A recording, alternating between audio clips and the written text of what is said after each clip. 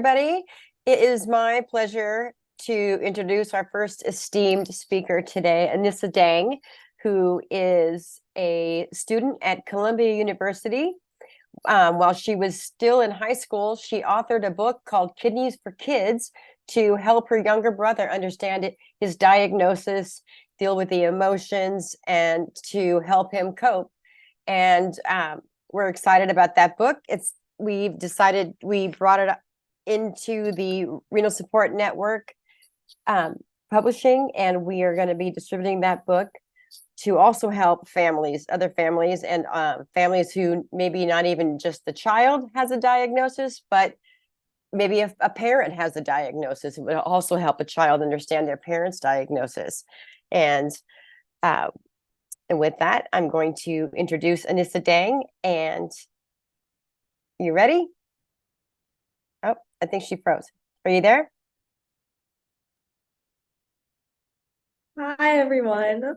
I'm Anyssa Dang. I'm going to share my screen. So Anyssa, just let me know when you want me to advance your slides. Okay, perfect. We can move on to the next slide. So here's a little picture of me. I already did my about me, but let's keep going. So, kidneys for kids. The reason I'm so passionate about medicine and kidney disease in particular is because my younger brother has FSGS, focal segmental glomerulosclerosis. Oh my gosh, such a big word, and a minimal change disease. He was diagnosed at around 4 years old, and I was around 9 or 10 at the time. His case was complicated in that he didn't pose a response to traditional therapies to slow the process of his disease. So between the ages of 9 and 18, I spent a good chunk of time at doctor's appointments with my family for my brother. For a very long time, this was our normal. My mom is very passionate about diet and lifestyle changes, so we tried a lot of different things to help my brother. We were gluten-free, dairy-free, on anti-inflammatory diets. He went through rounds of immunosuppressants. We were always looking for new medications and treatment options. Eventually, my brother's disease consumed our household, and it was a consistent dinner table conversation. Doctor's appointment after doctor's appointment, my brother, sister, and I sat with our parents, listening to doctors and their complex medical jargon. At every appointment we went to, they gave my brother a thick stack of papers to try and teach him what was going on with his body. But these handouts were archaic. They must have been from 10, 15, maybe even 20 years ago. And they were grainy black and white cartoon pictures, and there was nothing really enticing in there that would make him want to read them and go through the information that they gave him. My parents actually really encouraged being able to zone out. Doctors talk a lot about things that are really serious and emotionally stressful, and it can be helpful for a child to be able to separate themselves and know that their loved ones will make the right decision to help them. So instead, during doctor's appointments, we would play games. We would play tic-tac-toe, word searches, mazes, heads up, anything we could think of. And while we would do that, I would try to rephrase some of the information that I heard doctors saying in less intimidating terms so that my brother could understand what was happening. It was here that I decided to make my own materials for my brother to understand his condition, how the kidneys work, the concept of dialysis, transplantation, and also the importance of emotional well-being and journaling. In the process of creating my book, I became involved with participating in research about chronic kidney disease through the University of California, Irvine, with Dr. Connie Ree and Dr. Cam Kalantarzadeh. Dr. Ree's team was administering depression indexes to dialysis patients and dialysis symptom trackers. And she was also finding correlations between kidney disease, malnutrition, and the effects of journaling on dialysis patients. Studying the psychological effects of kidney disease was so interesting to me and not something that I had really seen before. And it really stuck out because it was something that I could understand as a 17-year-old. I learned that one of the most powerful things a patient can do is to take ownership of their nutrition, their mental well-being, and to be grateful for other things in their daily lives, even if it's just how they're feeling in a single day. There's so much a person cannot control with kidney disease, but these are things that you can control, which is why I decided to add elements of mental health care and gratitude journaling to my book. As a family member, your loved one having a serious condition affects every member of the family, not just the parents or the child in question.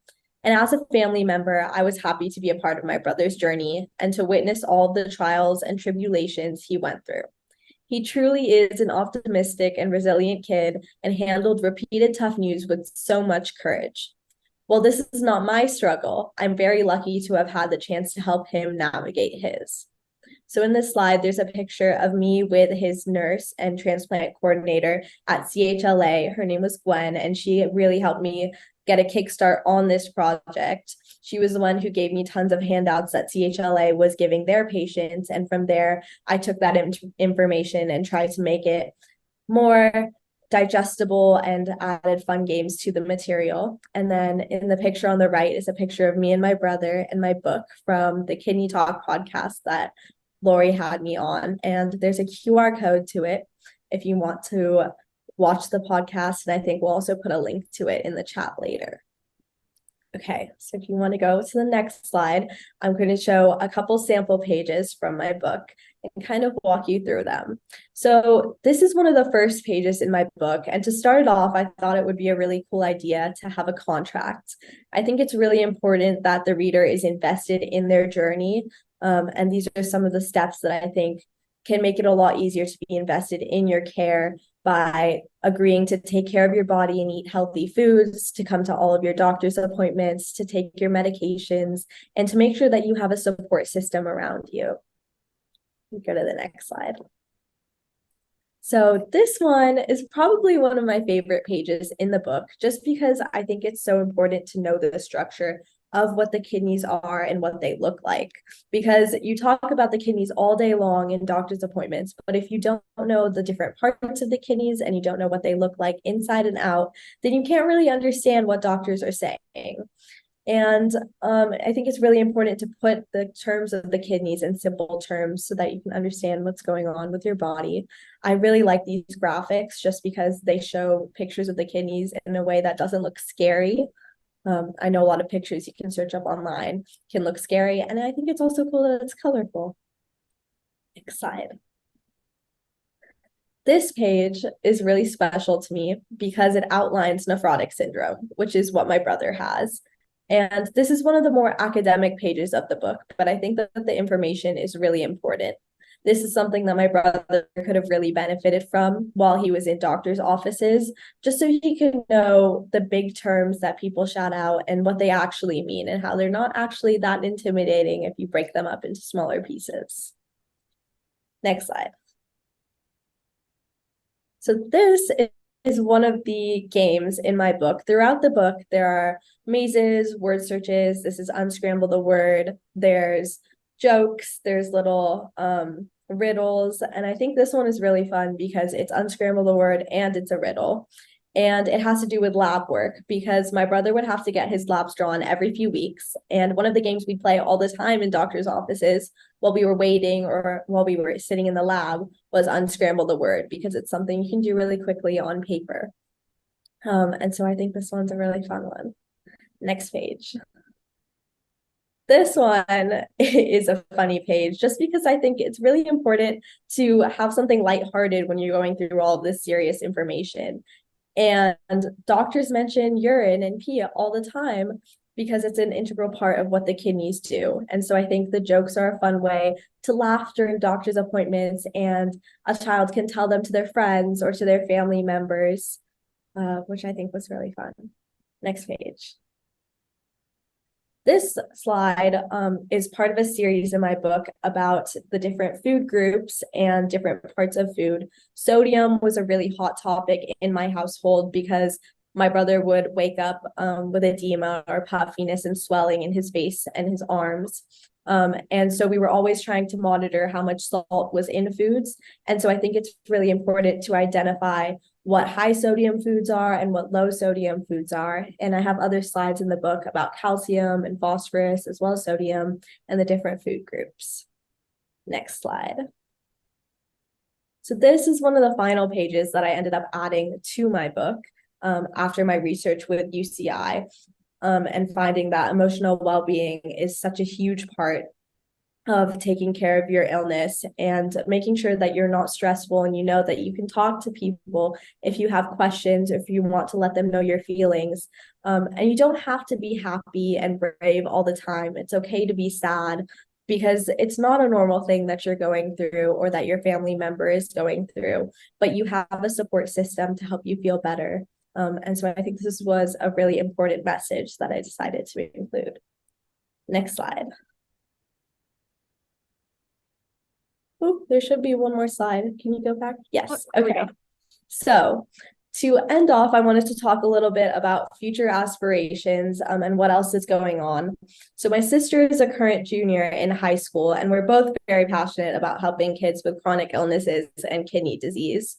My brother recently went through dialysis, as I said, and so many questions came up, and he was trying to understand the process of it. He received the same outdated materials as before. So the two of us are working on another book about dialysis and the different types of dialysis, peritoneal and hemodialysis, as well as a book on transplantation and the journey after, because I think transplantation, just thinking about it, is such a daunting journey and such a daunting word. But once you realize what's going on and you know what to expect, I think it makes it a little less scary. And to add on to that, my sister has actually completed a documentary and made an app encouraging kids to journal their feelings. It's called Dear Me. And the documentary outlines the importance of journaling and vocalizing thoughts and fears. It's really amazing, and I would highly encourage taking a look at it. It's around 40 minutes long, and it includes inspiring stories from kids in middle school and high school about the importance of mental health care when living with chronic illnesses. I've linked their website in this QR code below, and it's also in the chat right now.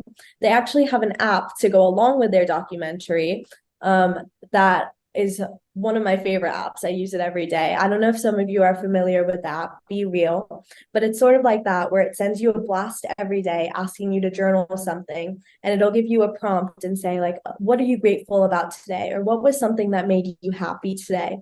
And you journal your thoughts, and then you can look back on them for every other day. And they're actually working on creating an interface where you can submit your journals to different communities with people who have the same illnesses as you or are struggling with the same things as you, and you can make friends and talk to other people who understand what you're going through. So next slide. Oh, hold on, I'm having trouble. There we go. Okay, so that's the end of my presentation. You can find my book now through RSN. With a donation of $15, you can receive one book, $30 for two books, $45 for three books, so on and so forth. Yeah, thank you so much for having me. Thank you, Anyssa. That was a great presentation. I have a question for you. You mentioned, you did just start college. What are some of your college goals or some of the things that you're looking forward to at Columbia? Well, I'm really looking forward to all their little traditions that we have here. We do a big tree lighting in December, and I know there's a lot of fun holiday things going on coming up. But aside from that, more academically focused, we have a lot of big research opportunities here, and I'm hoping to get involved with some research opportunities involving kidney disease. We're like a block away from Mount Sinai. And I'm hoping to go volunteer in their hospital. We have a really cool exchange program that lets us do that. I'm also thinking about studying abroad, which I think would be really fun. And I would like to go volunteer at hospitals elsewhere. Well, yeah, that's fantastic. I hope you get to study abroad, and good luck with any future research you do. I mean, you've done such amazing things already, so I just know your future is super bright. We have a nice comment from Karen. She says, I love this. I have a teen with a 5-year transplant and has had a hard journey and could use the Dear Me website and app. And she says, thank you so much. I'm so glad. Thank you. And then Cher had a question for you. How did you cope with the diagnosis of your brother, and how would you suggest others do the same? Okay, so when my brother was diagnosed, like I said, I was pretty young, and his disease didn't get very serious until a couple years ago. And I will say it was pretty hard to process, but also the fact that we were very used to going to doctor's appointments all the time and to my brother getting his labs drawn all the time kind of made us a little bit numb to the shock of what was going on with his kidneys, especially when he needed a transplant. But I think that what really helped my family and I was to talk about it openly with each other and to vocalize our fears, our worries, but to also sometimes just not talk about it and go about our daily lives, do fun things, laugh, have movie nights. We'd go to Disneyland, we'd go like have family dinners. And I think it's really important to occupy yourself, but also to sit down with everyone and discuss what was happening. So I would suggest firstly, vocalizing what's going on with each other. And secondly, to sometimes take your mind off of it and relax and not make it everything. Absolutely. Those are some great tips. Thank you so much, Anyssa. Does anyone else have any last questions before we let Anyssa go? Let's see. I don't see any more in the chat. Again, if you want to view the podcast that Anyssa did with us, her book, or the Dear Me app that she was talking about, all three of those links can be found in the chat. If you guys want to check it out. But Anyssa, thank you so much again for being here. I loved your presentation and we love your book. So yeah, thank you for taking the time to be here at Hope Week. Perfect. Thank you so much for having me. Have a great day, everyone. Thank you, Anyssa. You too. And a shout out to our corporate mission partners for making this happen.